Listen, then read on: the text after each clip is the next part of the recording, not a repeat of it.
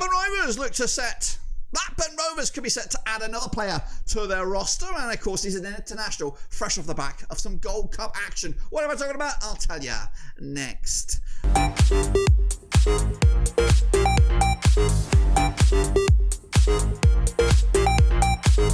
That's right, folks, back once again with another video. Today we take a look at the latest name. It's actually, we're coming back. We're revisiting a transfer rumour we broke way back at the start of the summer. Who is he? Well, I'll tell you in a second. If you know where you've been, smash your subscribe, your one-stop shop for Blackburn Rovers, World Football. We're going to all hear under one Rooski. That's right. He goes by the name of Marwan Al-Sahafi, and of course, he could be a Rovers player before the end of the week. That's right. He's here, not here. He's in Ewood. Well, not even at Ewood. I'm telling a lie. Maybe I'm blowing it up a little bit. He's in Manchester, though. That's true, which means he could be having a chat with, of course, the Rovers faithful. He was linked with Rovers earlier in the window. He's still there, and of course, it looks like he could be signed, sealed, delivered hours. But who is he? Well, we'll take a look in a second. Big shout out to the members and the Patreons. You know who you are. But anyway, let's get into it and have a look at it. Here he is. He plays currently on the books of Al Ittihad over the Saudi League. He plays for Saudi Arabia. And of course, they were the guest nation in this year's Gold Cup. And he played some minutes. He's only 21 years of age. And he spent his last season over in the Juniper League in Belgium for Beerschot. Unfortunately, I think they got relegated. But yeah, I'm sure believe he was one of the standouts for them last time around. Again, now this was a story we talked about earlier in the window. It was on the list of potential names, and this was of course within the last sort of day or so here. So interesting sort of developments. The fact that he's in Manchester, and of course it was picked up upon by Saudi Twitter accounts, and of course the Blackburn Rovers in the know, saying that it could be a done deal. So who is he? And let's remind ourselves of who he is in just a second. Big shout out to Eddie. Eddie, tell him what we're working on behind the scenes. Ewood Eddie here with some news on our brand new scheme we're looking to implement in the 2025-2026 campaign. What is it? Well, it's affordable away day travel. That's right, us at Blackburn Roverseas hope to implement this brand new scheme for each and every one of the away days taking place in the upcoming campaign. Right now we're just in the planning stages, and we want to know if you are interested in away day travel for the upcoming season. Now, what I need you to do now is, of course, go to this link on the screen right about now. It's a QR code, or maybe drop down in the old description to follow the URL and fill out your name and, of course, maybe some contact information that we can reach out to you when we are 100% committed. Just a reminder that this is just the planning stage of this service. Nothing is 100% as of yet. But the more numbers and the names that we get down in the next few weeks, then, of course, then we'll have the ability to make this happen for you guys. Again, looking at what's available at the moment, this does look like an affordable option if we can get the support from you guys. And again, it's just a fantastic way for you to support the channel in another way. Back to you, Dirk, in the studio. Alrighty then, let's take a look at the fella then. Of course, we'll remind ourselves who he is and what he can bring to Rovers should it come to fruition and he becomes a Blackburn Rovers player. First and foremost, look at this kit. I like the little bear logo. It must be from Beerschot over in the Juniper League. Here he is, 21 years of age, Marwan bin Saeed bin Maswood Al-Sahafi. Of course, he plays as a left winger. He is, I believe, right-footed though, so he's an inverted left winger, but I believe he can play on the right if because Cargbo's got that spot down on the left wing, right? And then Denevra also is a left winger, so that would not make some sense if that's the way we're going. His attributes are okay: 57 in regards to attacking, 47 as in creativity, 43 technique, 30 defending, 42 as tackling. But he's also played, I believe, rumour has it, he kind of plays a striker, and we'll explore those stuff in a minute. He's actually signed here for a contract for 2029, so it doesn't look like he's going to cut the mustard in regards to the top flight over in Saudi.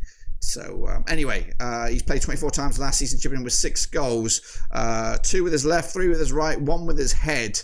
So a mixed old bag of goals. Just the 1 assist for him, 1 yellow. He does look like he actually prefers to play on the right-hand side, so that would make more sense. So I'm looking at this heat map. So that was a load of bullshit, that first graphic. I apologise to whoever did that. They led us up the garden path there. Regardless, so he does look like he comes on the right-hand side. As for duels, he's pretty weak in regards to duels on the ground and in the air. Passing, 73% success rate with his own passing across the pitch. 82% with him passing in his own half there. Let's take a look. So as I said, he can play as a striker, up there, 18 times played, 6 goals scored, 10 times played as a right winger, 5 as a left, 3 attacking midfield, 3 right back, 3 red. So he's very versatile. He can play across the pitch there. Look at it. His resume: played 28 times for Beershot, 6 goals for them, 2 goals for Al Ittihad. 39 times played for those guys. He's played in the AFC Champions League, the Juniper League, and the Saudi Pro League. And he's got 10 caps for Saudi Arabia, who are on the climb. The trajectory of Saudi Arabian football, the national team, is on the rise. And he has just worked his way through the under-20s, under-23s, and now he's broken into the seniors team and got probably an outside bet for a World Cup spot should Saudi Arabia make it for 2026. So here he is. Of course, we kind of scratched the surface with him in a video about a month or so ago.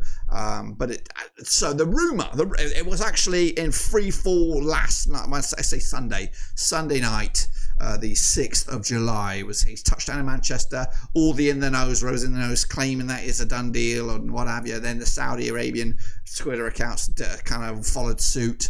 So I believe this is something that's happening in due course. That's my gut feeling, and what we were led to believe, that it would be a loan move with a permanent option at the end of the season.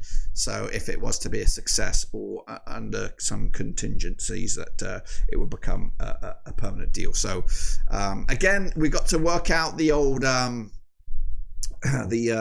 foreign capacity with Rovers, how many players can play from abroad, and with these ESC sort of vacancies on our books. I believe Tronstad and Ohashi have 1 each, and I think we only have 1 vacancy left. So unless he figures into some other bracket or capacity because of his Saudi Arabian minutes there. So that's where we're at. Meanwhile, quick look at what we're looking at to get from this guy. Again, it says left winger, which I do believe is false. I think he's a right winger, and he will be there to take over the reins of Tyree Stolen. That's right, playing as a right winger. I believe he's right-footed as well. He's taller than him, younger than him, and the sky's the limit for him. That's right. So we'll see if it was to come to fruition. Again, right now we're looking to kind of fill the void of Tyree Stolen. Again, I don't know what we can expect from Marwan Al-Sahafi. If he's going to be I think again it's a gamble, isn't it? They're not tried and trusted players that we're linked with at the moment. They are gambles. Don't get me wrong, I'm excited by the prospect because we're breaking new ground. We broke no ground last season by bringing Yuki Ohashi, the first Japanese player to come in, and of course he's taken the chance and he ran with it, and he's now into the Japanese national squad and potentially going to the World Cup in 2026 for Japan, and that ain't no slouch. Marwan Al-Sahafi, of course, Saudi Arabian player. We've never done that before either. And of course, he could be a player that could feature also for Saudi Arabia in the World Cup in 2026.